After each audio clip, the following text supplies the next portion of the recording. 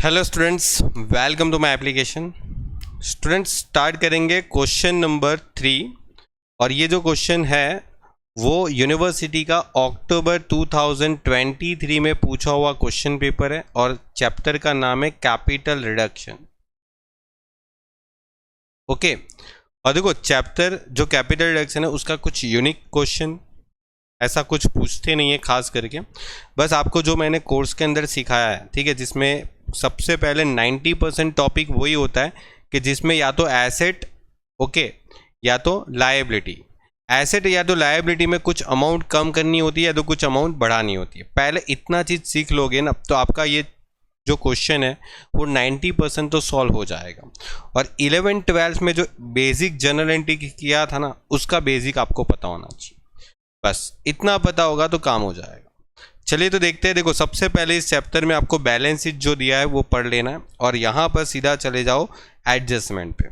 देखो क्या बोला है, equity share are to be written down to 2.5। मतलब कहना ये चाहते हैं कि जो इक्विटी शेयर है ना उसकी वैल्यू अभी 2.5 रुपये ही होनी चाहिए, उससे ज़्यादा नहीं। तो 2.5 रुपये होनी चाहिए। मतलब देखो मेरे पास यहाँ पर इक्विटी शेयर है 10 रुपये का। अगर मैं इसको 2.5 रुपये का बनाना चाहूँ तो मुझे कितना कम करना पड़ेगा? 7.5 रुपीज़ कम करने पड़ेंगे, तब जाके नया शेयर 2.5 का बनेगा। बोलो राइट। तो मुझे कम कितना करना पड़ेगा? तो 7.5। तो पहले तो ये पता लगाओ कि कितने शेयर के नंबर होंगे। तो 2 लाख शेयर के नंबर होंगे क्योंकि 20 लाख यहाँ पर कैपिटल की वैल्यू है और वो 10 रुपये का शेयर है। तो 2 लाख को 10 से डिवाइड करूंगा तो मेरे शेयर की संख्या कितनी मिलेगी? 2 लाख।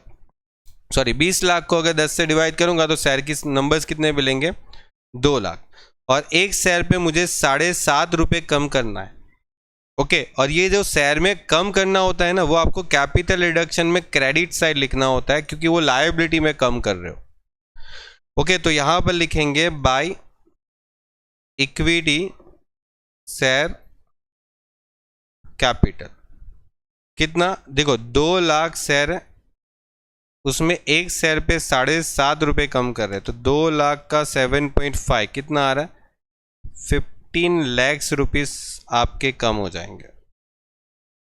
ठीक है, मतलब आपका शेयर में 15 लाख रुपीस कम हो जाएंगे। यहाँ पर 15 लाख रुपए आपके कम हो जाएंगे नई बैलेंस शीट। मतलब जो बचेगा वो सिर्फ 20 लाख में से 15 लाख निकल गए 5 लाख। ठीक है, अब इसकी जर्नल एंट्री भी करना आना चाहिए। तो देखो मैं जर्नल एंट्री भी साथ साथ में करवाते जाता हूँ। आपने कौन सी साइड लिखा? Credit side, capital reduction. तो एक चीज तो ये हो गई कि कैपिटल रिडक्शन तो क्या हो जाएगा? क्रेडिट। डेबिट क्या होगा? तो डेबिट होगा equity share capital account. Debit कितना? 15 लाख रुपीस। ओके, समझे बात को? बस यही काम करते जाना है। कौन सी साइड लिख रहे हो वो देखो, क्रेडिट लिख रहे तो कैपिटल रिडक्शन क्रेडिट, और जो चीज क्रेडिट साइड लिखा उस चीज को डेबिट कर दो। इक्विटी शेयर तो इक्विटी शेयर को डेबिट। चलिए नेक्स्ट क्या लिखा? Preference share are to be exchange for new equity share 6000 preference share of ₹15% 100 each and 80,000 equity share ₹2.5 each. मतलब प्रेफरेंस शेयर होल्डर को ये लोग क्या कर रहे हैं पता है? यहां से इनको बोल रहे कि भाई अभी यहां से हट जाओ। 8 लाख के प्रेफरेंस शेयर को यहां से हटा रहे।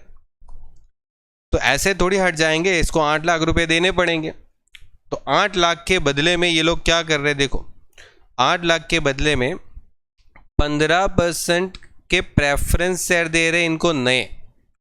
6000 शेयर दे रहे हैं। देखो यहाँ पर लिखा है 6000 शेयर 100 रुपये के दे रहे हैं। तो चलो ये तो 8 लाख के बदले में 6000 शेयर हो गया, मतलब 6 लाख हो गया।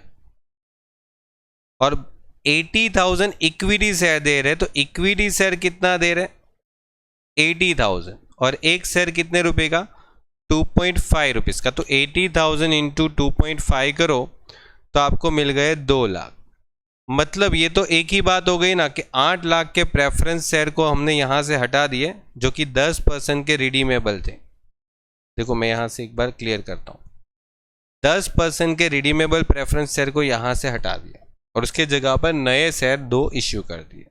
मतलब ये 8 लाख के प्रेफरेंस शेयर होल्डर जो थे ना, उसको हमने 2 बात मनवा ली। 10% redeemable preference share debit, okay 8 lakh. अब इसको 8 लाख के बदले में क्या दिया, तो बोले कि हमने इसको 15% के प्रेफरेंस शेयर दिए और वो कितने दिए 6 लाख, और बाकी इक्विटी शेयर दिया। तो इक्विटी शेयर कैपिटल कितना दिया 2 लाख का। मतलब 8 का 8 हो गया।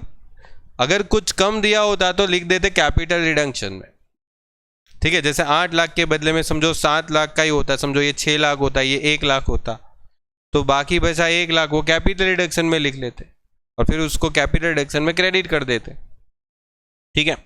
कंप्लीट। चलिए तो ये हो गया काम कंप्लीट। आगे बढ़ते हैं। Debenture holder are accept 20,000 equity share ₹2.5 each in lieu of their interest payable. मतलब डिबेंचर होल्डर के इंटरेस्ट के बदले में हमने उसको इक्विटी शेयर दे दिया। मतलब बस ये कंपनी सबको इक्विटी शेयर ही दे रही है। मतलब जिसको पेमेंट करना था पेमेंट नहीं कर रही है, उसको पेमेंट के बदले में उसका इक्विटी शेयर दे रहा है। मतलब जो आदमी को कंपनी को पेमेंट करना बाकी है ना, उसको पेमेंट करने के बदले में कंपनी का शेयर होल्डर बना रहे, मालिक बना रहे कंपनी का, ठीक है। And the interest rate is to be increase 15%। हाँ, उसका जो इंटरेस्ट रेट है ना वो भी बढ़ा दिया। And further 15% debenture ₹2 lakhs at ₹100 each issue to existing debenture holder at ₹90। 100 रुपये का डिबेंचर 90 रुपये पे दिया है, ठीक है, एग्जिस्टिंग शेयर होल्डर को। कंप्लीट।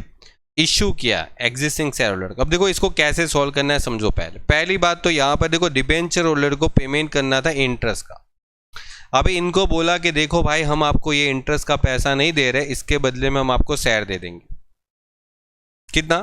तो पहली बात ये बोला कि इसके बदले में हम आपको शेयर दे देंगे। कितने शेयर दे देंगे? बोले कि 20,000। तो 20,000 शेयर का भाव कितना हो गया? 20,000 इंटू 2.50, बोले कि ये तो 50,000 ही हुआ। 50,000 ही हुआ ना, देना तो कितना था? मतलब इसको मल्टीप्लाई करो तो 50,000 ही होगा ना, क्योंकि देखो 20,000 इंटू 2.5, जबकि डिबेंचर का इंटरेस्ट तो 72,000 देना था और उसके बदले में सिर्फ 50 ही दिया। तो बाकी का क्या हो गया? अपने को फायदा हो गया ना एक तरीके से, कि उसको 72,000 के बदले में 50,000 में बात मनवा ली उससे। तो यहां पर क्या लिखेंगे? देखो डिबेंचर इंटरेस्ट अकाउंट क्या आ जाएगा? Debit to equity share capital account. 72,000 का डिबेंचर इंटरेस्ट देना था, उसके बदले में 50,000 का शेयर दे दिया। वो आदमी बोलेगा ना कि मेरे बाकी के पैसे, बोले वो भूल जाओ, तो वो भूल जाओ तो ठीक है कोई बात नहीं। 72,000 में से 50 दे दिया तो बाकी का जो गया वो कैपिटल रिडक्शन, ठीक है 22,000। और 22,000 हमारा फायदा हो गया, हम यहां पर भी लिख देंगे 22,000। देखो कैपिटल रिडक्शन में तभी आएगा जब फायदा होता है या तो नुकसान होता है, ठीक है। अगर जिसको मेरे को लाख रुपए देना था उसको मैंने लाख रुपए दे दिया तो बात खत्म, कोई फायदा नुकसान नहीं हुआ। लाख रुपए की जगह पर अगर कोई कम पैसा देता है तभी फायदा होगा, ठीक है अपने को, मतलब लायबिलिटी कम पेमेंट करेंगे तो ही फायदा होगा ना। तो ये आ जाएगा 22,000। यहां पर लिखेंगे डिबेंचर इंटरेस्ट अकाउंट। जो आपका डिबेंचर इंटरेस्ट आउटस्टैंडिंग था वो हमने सेटल कर दिया, डिबेंचर इंटरेस्ट जो पेएबल था ना वो भी सेटल हो गया। अभी यहाँ पर डिबेंचर होल्डर ने क्या बोला कि देखो भाई हम लोग ये 22,000 जाने दे रहे हैं ना, उसके बदले में उन लोगों ने एक बात मनवा ली। क्या बात मनवा ली? बोला कि 12% के डिबेंचर है ना, उसको हमारा इंटरेस्ट रेट बढ़ा के 15% कर दो, बस तो ही जाके हम वो 22,000 जाने देंगे। कंपनी ने बोला चलो ठीक है। तो यही बात नीचे लिखा है, देखो यहाँ पर क्या बोला है कि कंपनी ने बोला है कि उसका इंटरेस्ट रेट हम 15% कर देंगे, ठीक है, नेक्स्ट टाइम पे आपको ज़्यादा इंटरेस्ट दे देंगे। तो इसके लिए भी एक एंट्री होगी। क्या एंट्री होगी? देखो यहाँ पर एंट्री होगी कुछ इस तरीके से, 12% जो डिबेंचर थे पहले उसको डेबिट कर दो, ताकि वो क्या हो जाएगा, कैंसल। 6 लाख के थे, उसके बदले में नए 15% के डिबेंचर आ गए, और वो कितने के आ गए? 6 लाख के आ गए वो भी, ठीक है। और उसने एक और बात मनवाई है, और वो बात कौन सी है? देखो, डिबेंचर होल्डर को 2 लाख के डिबेंचर नए इश्यू किए 100 रुपए के, लेकिन 90 रुपीज़ के हिसाब से। अब इसका कैसे एंट्री करेंगे? तो उसमें तो डिबेंचर होल्डर से पेमेंट ले रहे हम लोग, मतलब यहाँ पर पैसा आएगा, what comes in debit, bank account debit,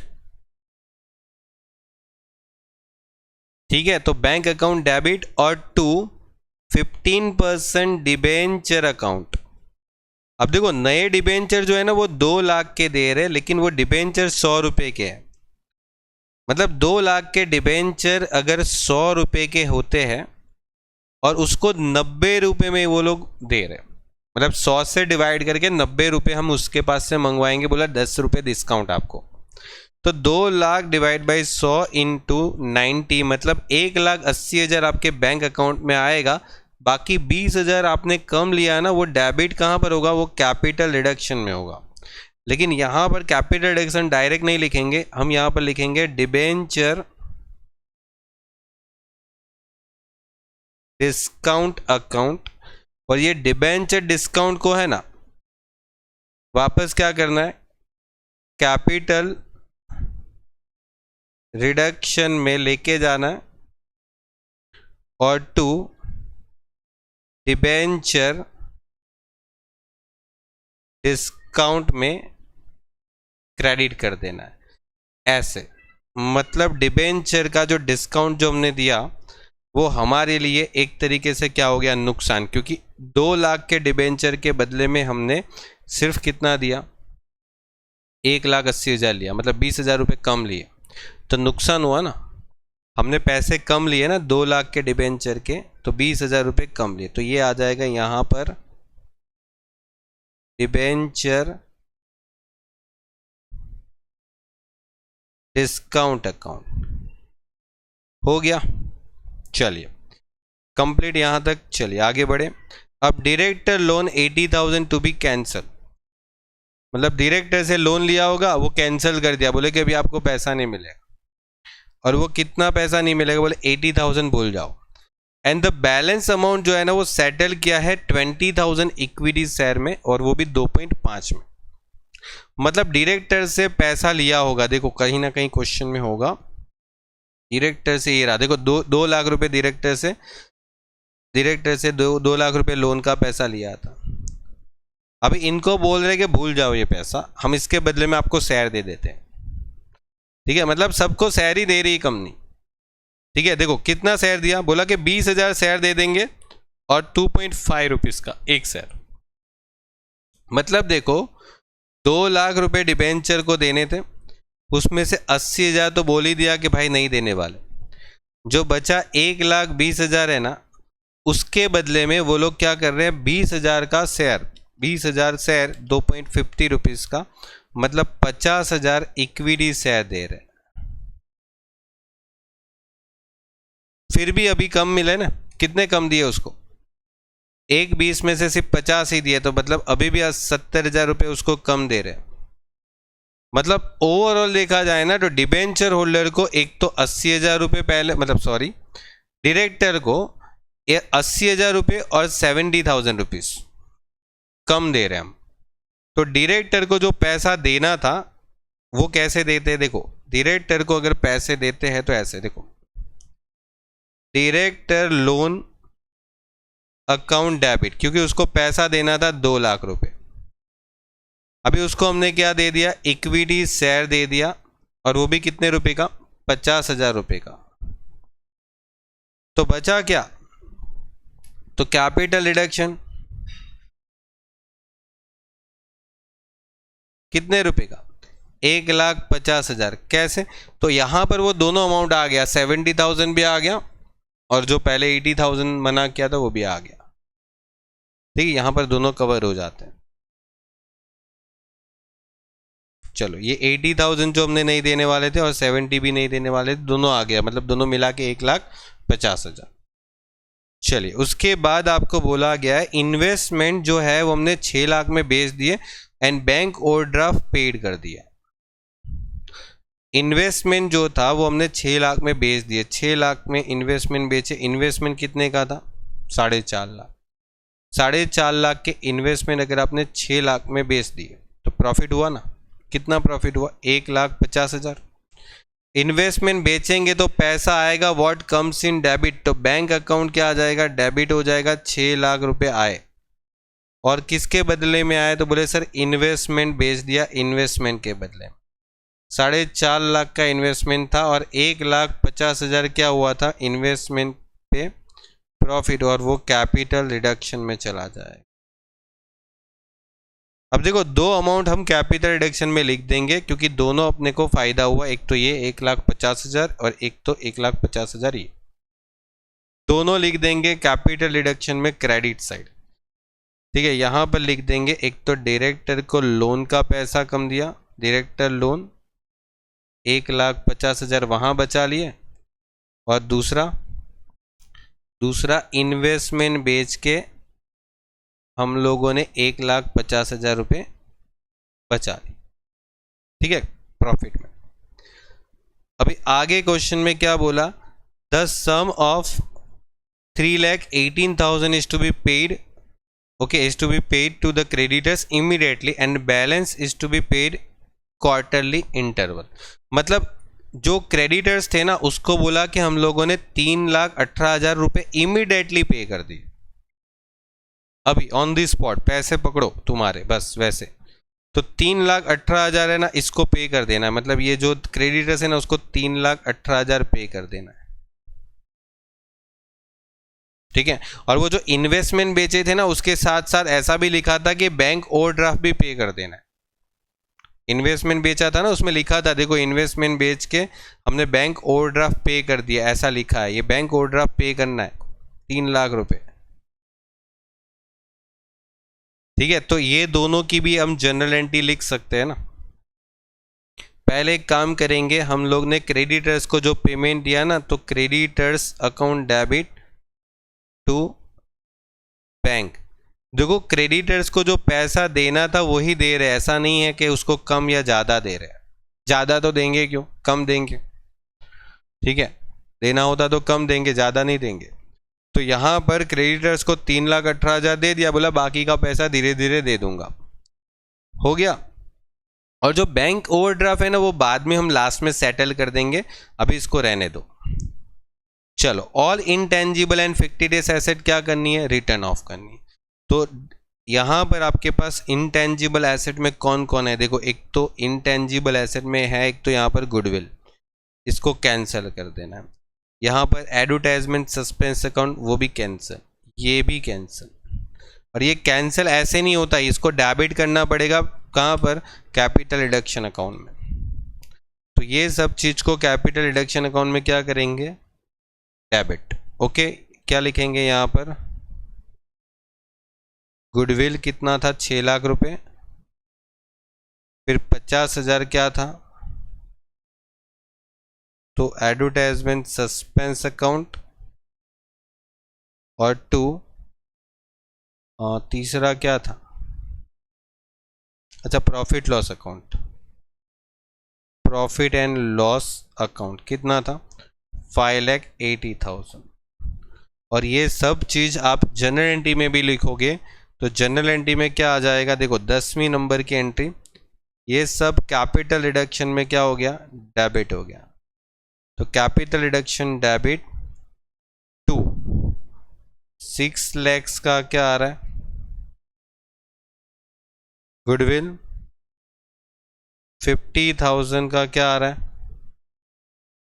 advertisement suspense account, और 5,80,000 का क्या आ रहा है? प्रॉफिट एंड लॉस अकाउंट, मतलब 12,30,000 रुपीज। चलिए, और लास्ट में एकदम last, asset are to be adjust to the fair value. मतलब अभी आपके बुक्स में जितनी भी एसेट है ना, उसको इस वैल्यू पे लेके आना है, इस वैल्यू पे। मतलब देखो, डेटर्स 360 पे लेके आना है, स्टॉक को 640 पे लेके आना है, मशीनरी 2 लाख की, फिर बिल्डिंग 5 लाख का और लैंड 6,40,000 का। ठीक है, मशीन, बिल्डिंग और लैंड, ये सब। और इसकी ये वैल्यू दिखनी चाहिए, बोले कि एडजस्टेड टू फेयर वैल्यू। इसका कहने का मतलब ये हो गया, देखो मैं बताता हूँ, यहाँ पर ध्यान दो। आपके पास डेटर्स दिख रहा है, डेटर्स का अमाउंट है ना, यहाँ पर थोड़ा ऊपर छप गया, ये रहा। मतलब नया बैलेंस शीट बनेगा ना, तो डेटर्स कितने का दिखना चाहिए? 3,60,000 का। तो कितना कम करना पड़ेगा? 40,000। फिर नया बैलेंस शीट बनाएंगे तो ये जो स्टॉक है, ये स्टॉक की वैल्यू है, वो 6,40,000 दिखनी चाहिए। ये स्टॉक की वैल्यू, ये डेटर्स की वैल्यू थी।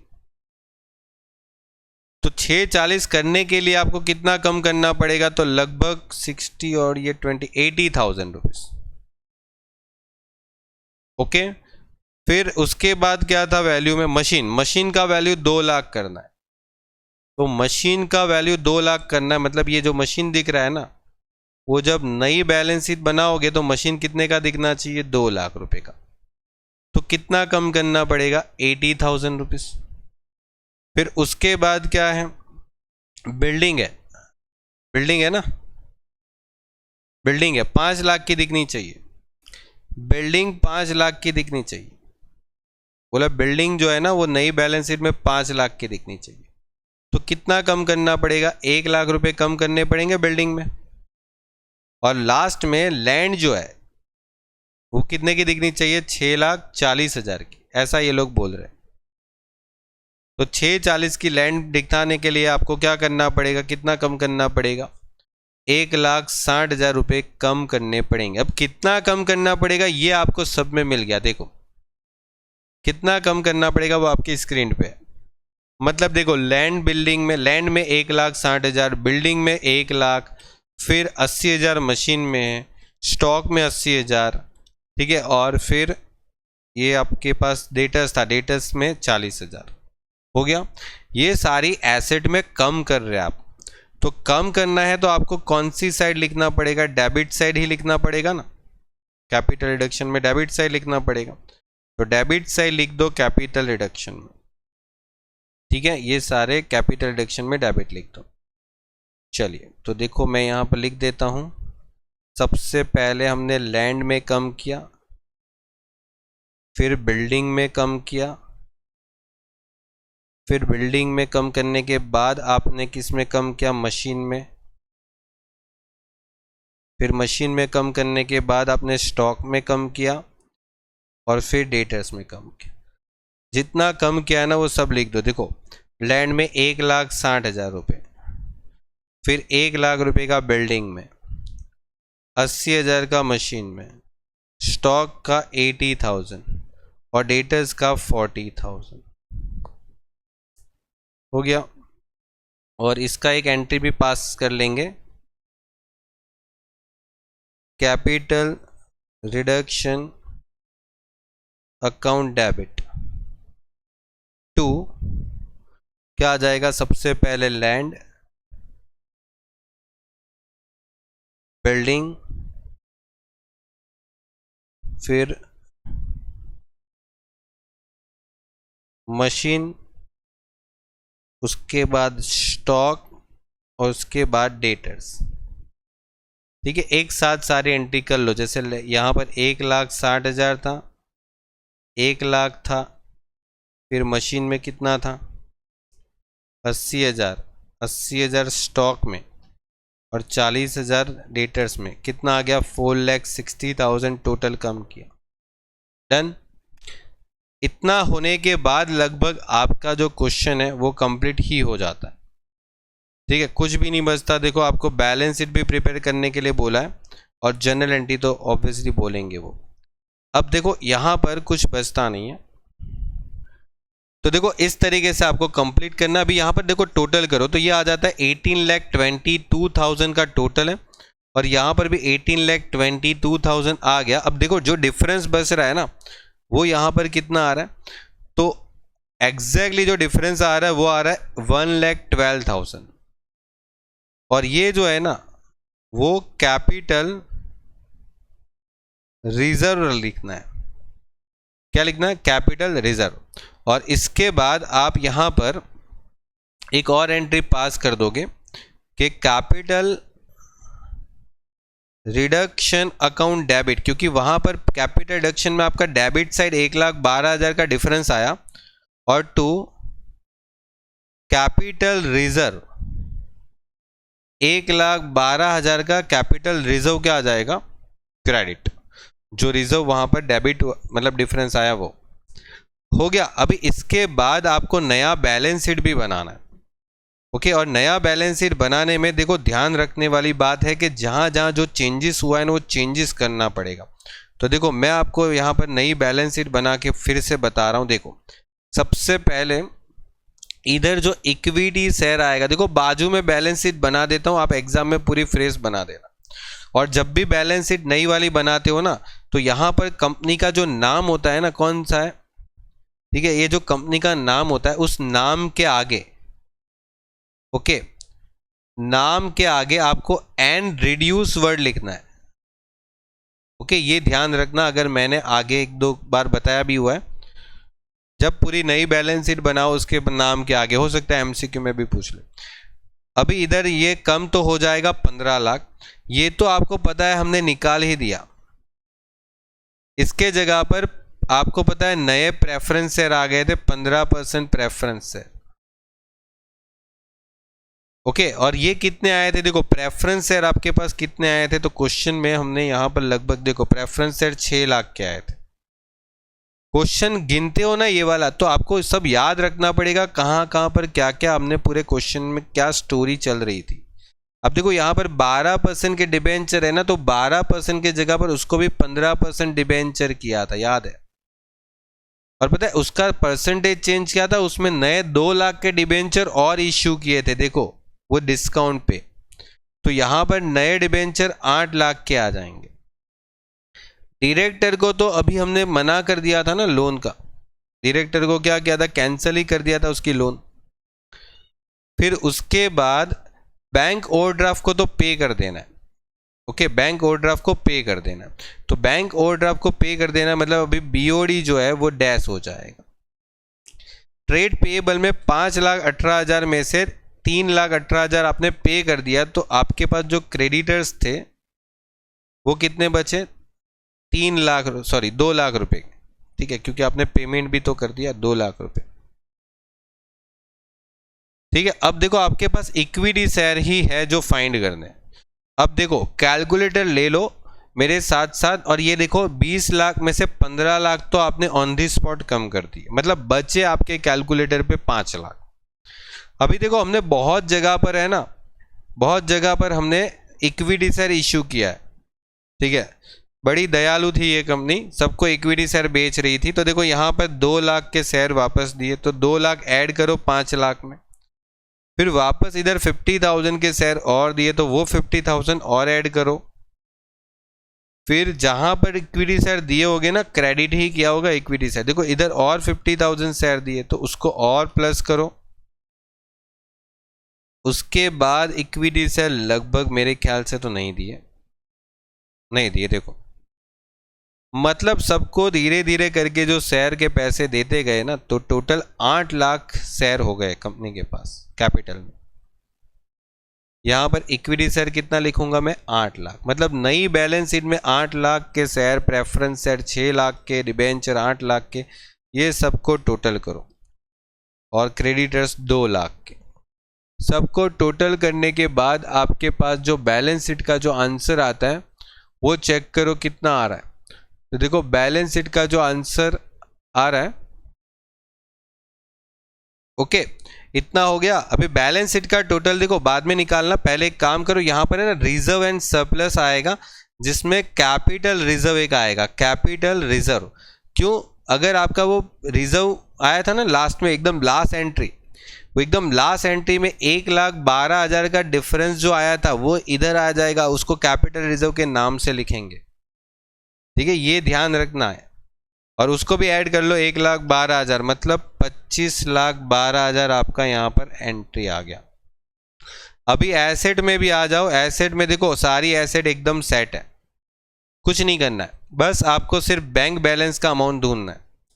पहले आपके पास 10,000 थे, अब 10,000 में आपके पास कहाँ कहाँ पर कितने पैसे आए वो सब आपको पता है। तो देखो कैलकुलेटर ले लो और उसमें लिखो 10,000। 10,000 में देखो आपके पास जहाँ पर पैसे आए होंगे वो डेबिट किया होगा, पैसे गए होंगे तो क्रेडिट किया होगा। तो इधर 4 एंट्री आपके सामने है, कहीं पर भी बैंक डेबिट भी नहीं है, कहीं पर भी बैंक क्रेडिट भी नहीं है। तो जाने दो आगे, 5, 6, 7, 8 नंबर देखो। हाँ, अब देखो यहाँ पर 10,000 बैंक था आपके पास ऑलरेडी, उसमें 1,80,000 आया, देखो इधर। फिर कहीं पर भी पैसे और आए नहीं है लगभग, तो जाने दो आगे। ये 6 लाख रुपए आए, ठीक है, ये 6 लाख रुपए आए, तो 6 लाख रुपए आए। फिर आपने क्रेडिटर्स को पेमेंट भी तो किया यहाँ पर 3,18,000 का। एक सेकेंड, 3,18,000 माइनस करना है, ओके। और एकदम लास्ट में आपको पता है मैंने एक बोला था कि वो बीओडी का पेमेंट करना बाकी है, तो वो भी कर लेंगे। तो यहाँ पर बैंक ओवरड्राफ्ट टू बैंक, ठीक है, ये लास्ट में आप 3 लाख रुपए पे कर दोगे, क्योंकि बैंक ओवरड्राफ्ट का भी तो 3 लाख रुपए था ना। ये मैंने लास्ट में क्यों करवाया, क्योंकि देखो एक सीधी बात है कि आपको है ना पहले चेक करना पड़ेगा कि उसका पेमेंट है कि नहीं, पेमेंट करने लायक आपके पास पैसा है कि नहीं। तो है अपने पास, वैसे तो क्वेश्चन में बोला था तो कोई ऐसा प्रॉब्लम नहीं होता है, क्योंकि क्वेश्चन में बोला है कि पेमेंट कर दो तो नॉर्मली पेमेंट हो ही जाता है, लेकिन फिर भी चेक कर लेने का। मतलब बैंक बैलेंस कितना आ गया, बैंक बैलेंस 1,72,000। अभी आप चेक करो कि एसेट साइड देखो कितना एसेट है। देखो लैंड है 6,40,000 का, बिल्डिंग है 5 लाख का, मशीनरी है 2 लाख का, 6,40,000 का स्टॉक है, 3,60,000 का डेटर्स है, और लास्ट में 172,000, मतलब टैली हो गया 25,12,000 के साथ, ठीक है। और आपको पूरी एक नई बैलेंस शीट फिर से बना लेनी है, ओके। चलिए तो कंप्लीट करिए, मिलते हैं नेक्स्ट लेक्चर में। Goodbye and take care.